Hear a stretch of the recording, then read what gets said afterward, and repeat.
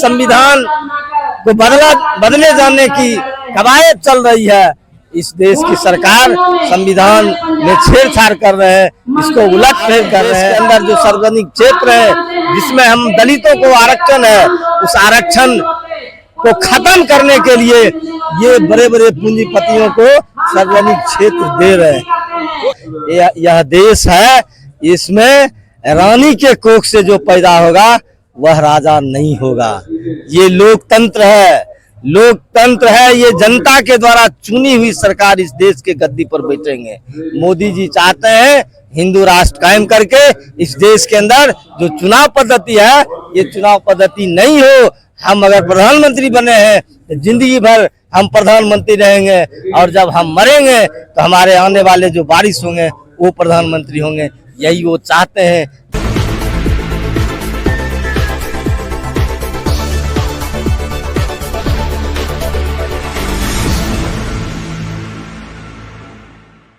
नमस्कार, नवजागरण लाइव में आपका स्वागत है। अभी हम जंतर मंतर पे हैं। यहाँ पे सोशल जस्टिस और दलित जो राइट है, अधिकार है, उनको लेके एक प्रदर्शन चल रहा है। पार्लियामेंट मार्च चल रहा है यहाँ पे। तो हमारे साथ इस मार्च में हिस्सा लेने के लिए बिहार के बेगूसराय से जो बखरी विधानसभा है वहाँ के विधायक हमारे पास साथ हैं, सूर्यकांत पासवान जी। सूर्यकांत पासवान जी हमारे साथ हैं और इनसे जानते हैं कि आज का मार्च किस विशेष मांग को लेके है। स्वागत है सर। सबसे पहले आपके जागरण टीम को बहुत बहुत धन्यवाद, जो आपने इस जंतर मंतर, ये हम लोगों का जो कार्यक्रम है दलित अधिकार आंदोलन के बैनर तले, भारतीय खेत मजदूर यूनियन के आंदोलन के बैनर तले जो संघर्ष समिति हम लोगों का है, हम लोग बिहार की टीम को लेकर के आए हैं और अपनी मांगों को लेकर के। इस देश की जो सरकार है, खास करके हमारे दलितों के ऊपर जो इस देश में अत्याचार हो रही है, बढ़ते जो हमारे दलितों के ऊपर जो बलात्कार हो रहा है, उनको सरेआम उनके शरीर पर पेशाब किया जाता है, उनको अगर थाने में केस लिखवाने जाना पड़ता है तो वहाँ के थाना अध्यक्ष केस नहीं लिखते हैं। अगर केस लेते भी हैं उन पर कार्रवाई नहीं होती है। इसको लेकर के आज हमारे देश के अंदर दलित पर अत्याचार बहुत काफी बढ़ गया है। आज हमारे मजदूर जो खेत में काम करने वाले मजदूर हैं, या पूरे देश के अंदर विभिन्न क्षेत्र में जो काम करने वाले मजदूर हैं, इस देश की सरकार ने उसके लिए कोई कानून नहीं बनाया है। आज अगर पेड़ पर चढ़ करके हमारे मजदूर अगर पेड़ की छटनी करते हैं, अगर उससे गिरते हैं, उनकी मृत्यु हो जाती है, तो उनके लिए कोई कानून नहीं है। अगर हम पेड़ काट देते हैं, हरा पेड़ को काट देते हैं, उसके लिए कानून बना हुआ है, उसको ऊपर 302 का मुकदमा होगा। लेकिन हमारे मजदूर अगर पेड़ छटनी में मरते हैं, उनके लिए कोई कानून नहीं है। आज मनरेगा का जो कानून बना हुआ था, आज मनरेगा के अंदर जो 100 दिन का मजदूरी हमारे मजदूरों को मिलना था, आज इस देश की सरकार ने उसको कटौती कर दी। आज मनरेगा के मजदूर बेहाल हैं, उनको काम नहीं मिल रहा है इस देश के अंदर। इस देश के अंदर इस देश की सरकार ये धन्ना सेठों की सरकार है, ये अदानी अंबानी की सरकार है, ये बड़े बड़े पूंजीपतियों की सरकार है। आज इस देश के अंदर हमारे माननीय प्रधानमंत्री कहते हैं हम सबका साथ सबका विकास करेंगे।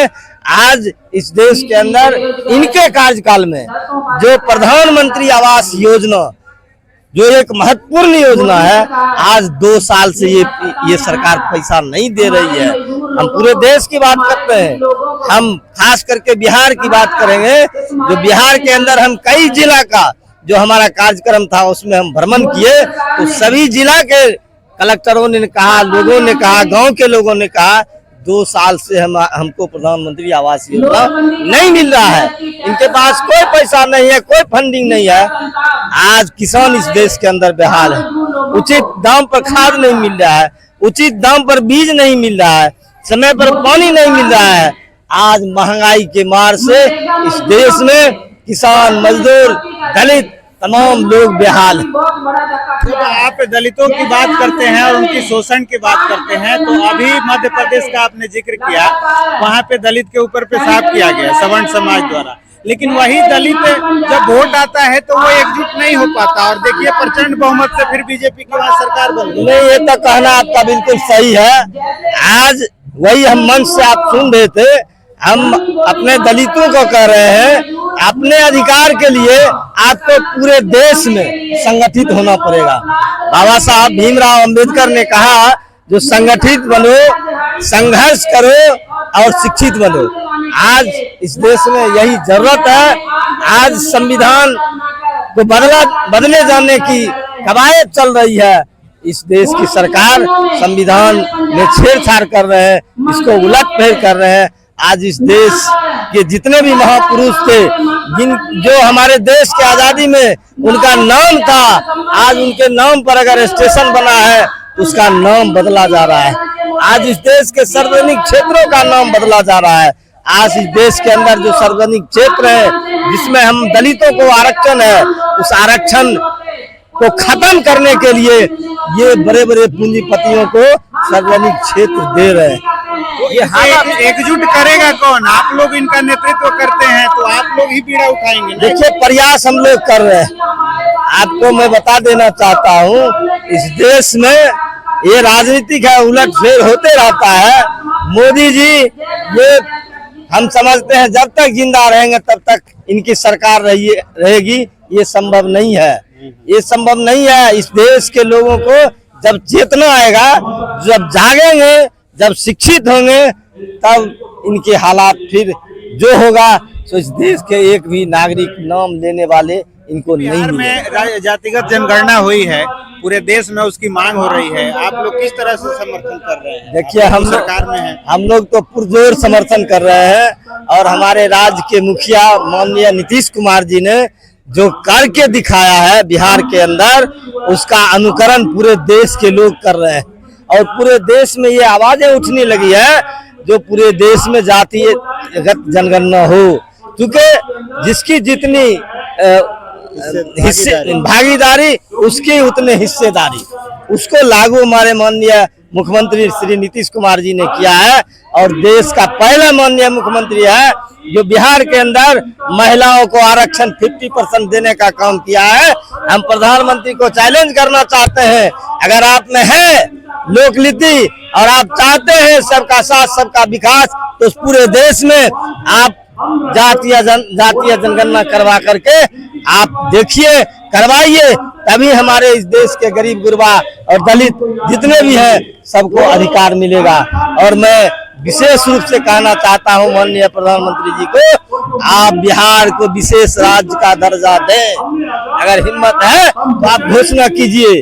आप बराबर मंच से कहते हैं और हम भी आपको निवेदन करते हैं, आग्रह करते हैं कि आप बिहार को विशेष राज्य का दर्जा दीजिए। बिहार गरीब राज्य है और अगर विशेष राज्य का दर्जा आप देते हैं तो बिहार आगे बढ़ेगा, बिहार तरक्की की ओर जाएगा सब क्षेत्रों में। बिहार में विशेष राज्य की दर्जा की जो मांग है वो काफी दिनों से चल रही है। नीतीश जी जब बीजेपी के तरफ थे तब भी वो मांग कर रहे थे, आप जब आरजेडी के तरफ है तब भी मांग कर रहे थे, सरकार दरकिनार करती रही।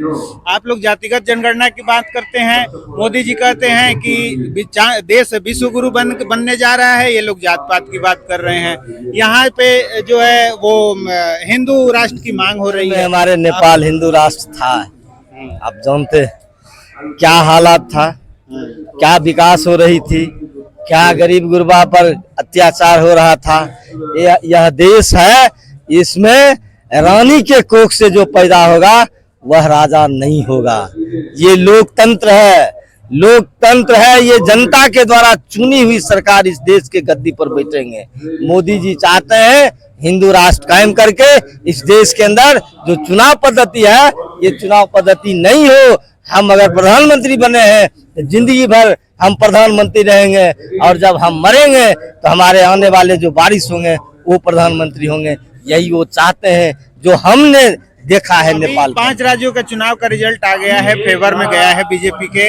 अभी 24 का लोकसभा चुनाव सामने है। आरजे एक तरफ एनडीए है, एक दूसरी तरफ इंडिया है, क्या लग रहा है? देखिए, हम लोग प्रयास कर रहे हैं, निश्चित रूप से हमें विश्वास है, भरोसा है 24 में मोदी की सरकार इस देश में नहीं रहेगी, भाजपा आरएसएस की सरकार नहीं रहेगी।